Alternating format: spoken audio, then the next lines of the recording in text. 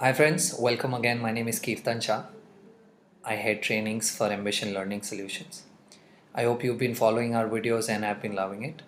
The next video that we're going to focus on this time around is to do with something called as Marginal Standing Facility.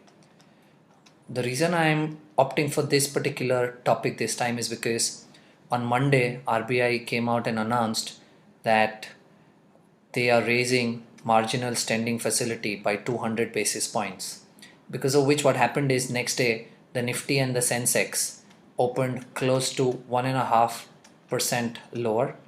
The bank Nifty hit 5% lower the next day. Because of the bank Nifty falling 5% the next day, you had a lot of banks closing as low as their 4 years low, okay, which is a serious hit to the banking space. You saw the yields in the Indian debt market going up from 7.50 close to 8.04. Now this is a serious 54 basis points move.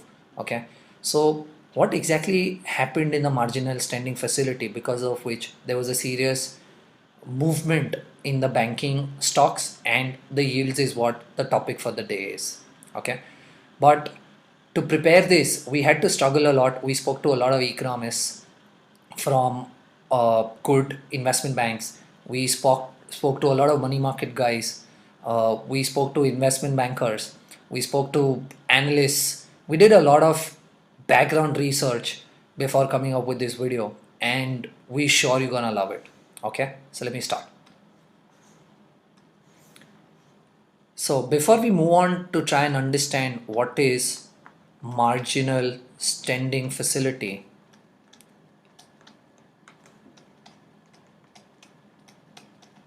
it is extremely important that we understand a little background on the repo first, for us to try and understand the impact a little better. Okay, now I'm sure majority of you all viewing this video somewhere know what a repo is, but we're going to go a little deeper into the subject to try and understand what is repo and how is it exactly done in the market. Okay, so what's a repo? So let's say the central bank of the country, which is Reserve Bank of India, wants to control liquidity in the market. How do they do it? They do it with the repo rate. Now what exactly happens? So let's say RBI, and then you have a commercial bank, let's say any commercial bank, ICICI. Now what's a repo rate? Repo rate is the rate at which RBI lends money to the commercial bank. Okay, so say for example the commercial bank wants 500 crore rupees. Commercial bank borrows 500 crore rupees overnight. Okay, or maximum for 3 days. So if it is lent on a Friday, it becomes a 3 day, but typically repo is overnight. So when RBI lends money to commercial bank overnight, that 500 crore rupees which is lent, that does not go free of cost. Hence the interest that the commercial bank pays RBI, that interest is called the repo rate. Okay, and this entire transaction which takes place is called the LAF, which is Liquidity Adjustment Facility. Okay, the process is called LAF. So it's the LAF process through which commercial banks borrow money from RBI at the repo rate. Now typically in the books we've seen, what's a repo? Repo stands for repurchase agreement. And in my assignments of trainings that I've been doing at various colleges across, I've been asking students what is a repurchase agreement, and majority of those guys have failed to understand what's a repurchase agreement and how is repo called a repurchase agreement. So let me throw some light on that before we move to marginal standing facility. So what happens is, when commercial banks borrow from RBI, they have to keep something as collateral with the RBI for them to borrow money. Now what do they keep as collateral? They keep securities permitted under SLR as collateral. Now first let's try and understand what is SLR. SLR stands for Statutory Liquidity Ratio. Okay, so what happens in a statutory liquidity ratio? let's say for example a bank has 100 rupees of total deposits, okay, which in the banking language they call as NDTL. What does NDTL stands for? NDTL stands for Net Demand and Time Liability. Okay, what's net demand and time liability? Let's say the bank has 100 rupees in total as deposits. Now these deposits can be either a savings account or a current account or a fixed deposit, etc. Okay, all this is a liability to the bank. Now what's a net demand liability? Demand liability typically comprises of savings account and current account, which can be demanded by the customer at any point in time. Now what is time liability? Time liability is typically a fixed deposit which is fixed for an X time. Okay, so let's say bank has 100 rupees as NDTL.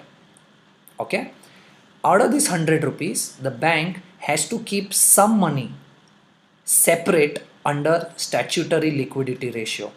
So currently the statutory liquidity ratio is 23%, which means out of the 100 rupees that the bank has to keep to 23 rupees under SLR, statutory liquidity ratio, which is one of the policies that the RBI follows. Okay, which means that this 23 rupees has to be in SLR. Now SLR has three components. Either the bank can keep money in cash, so out of the 100 rupees the bank will keep 23 rupees in cash, or can put money in gold, or permitted securities by the government. Now which are the permitted securities by the government? Treasury bills, Government of India bonds, or state development loans. Which means out of the 100 rupees that the bank has as NDTL, bank has to keep 23% as SLR. SLR can be cash, gold, or permitted securities, which are treasury bill, Government of India bonds, or state development loans.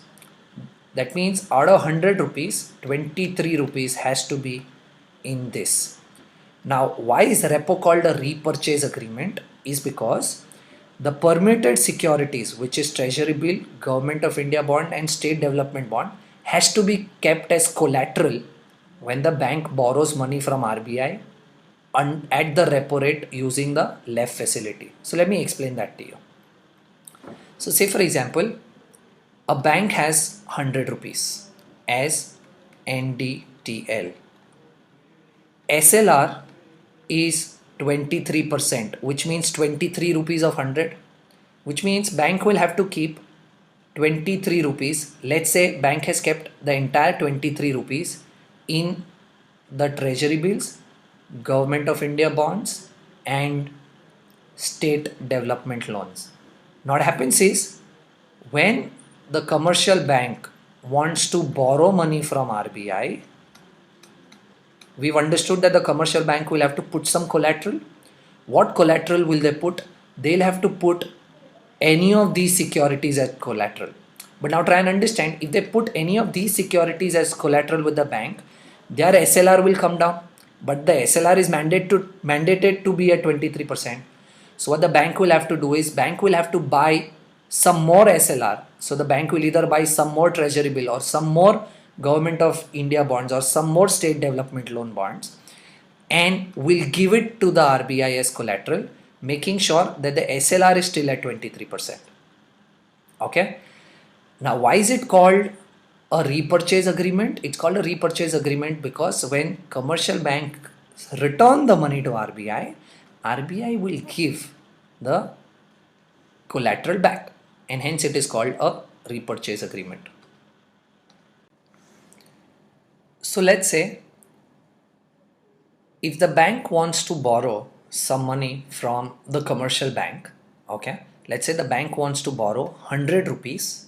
So the commercial bank wants to borrow 100 rupees from RBI. Okay, there are certain rules in place, which is margin, which means that if the commercial bank wants to borrow 100 rupees from RBI, they'll have to put some collateral. But what value of collateral will have to be put? it is further bifurcated.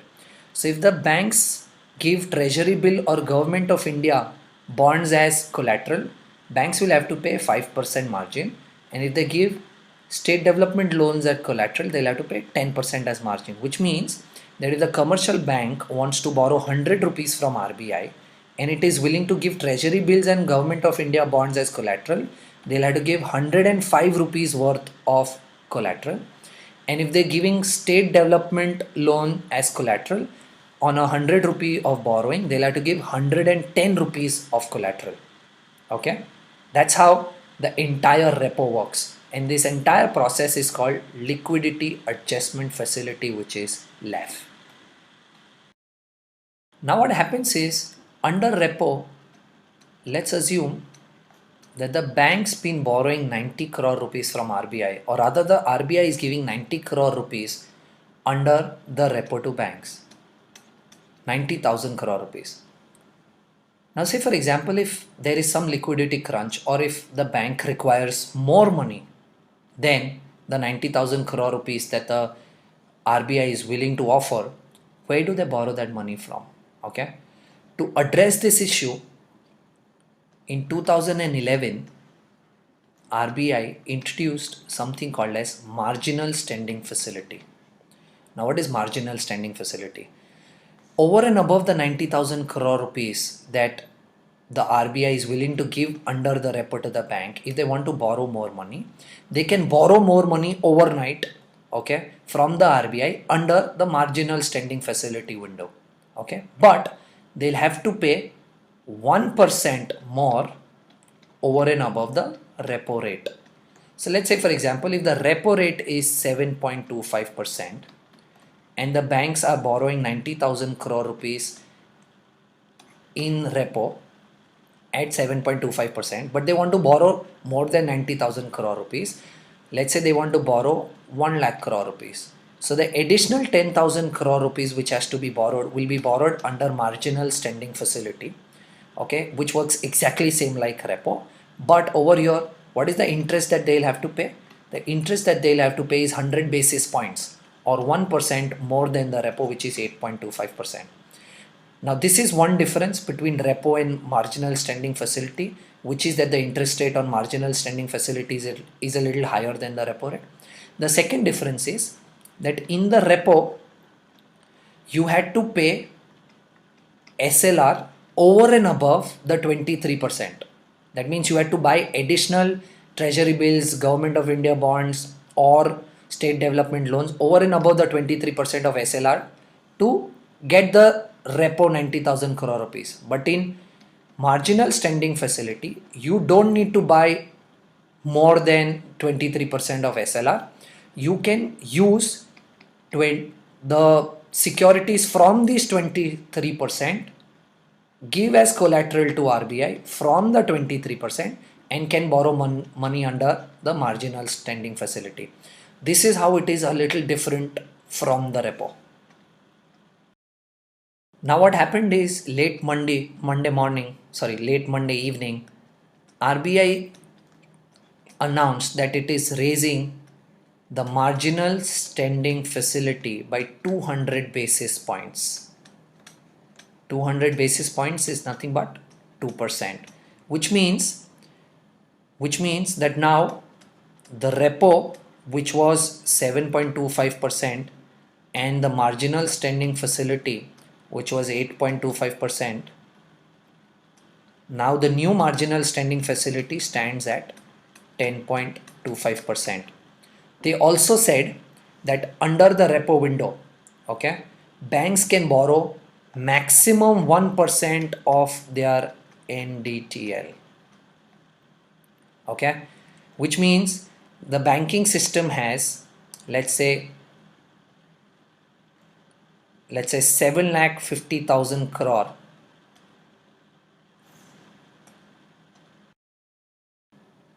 The banking system has, let's say, 75 lakh crore rupees in the banking system. How much maximum they can borrow under the repo? 1%, which is 75,000 crore rupees.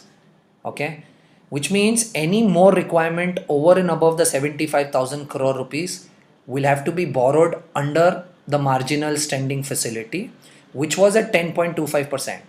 So now understand, the first thing that they did was, from 90,000 crore rupees that was available under the repo before, they lowered it down to 75,000 crore rupees by keeping this as a cap, by saying only 1% of NDTL can be borrowed under repo.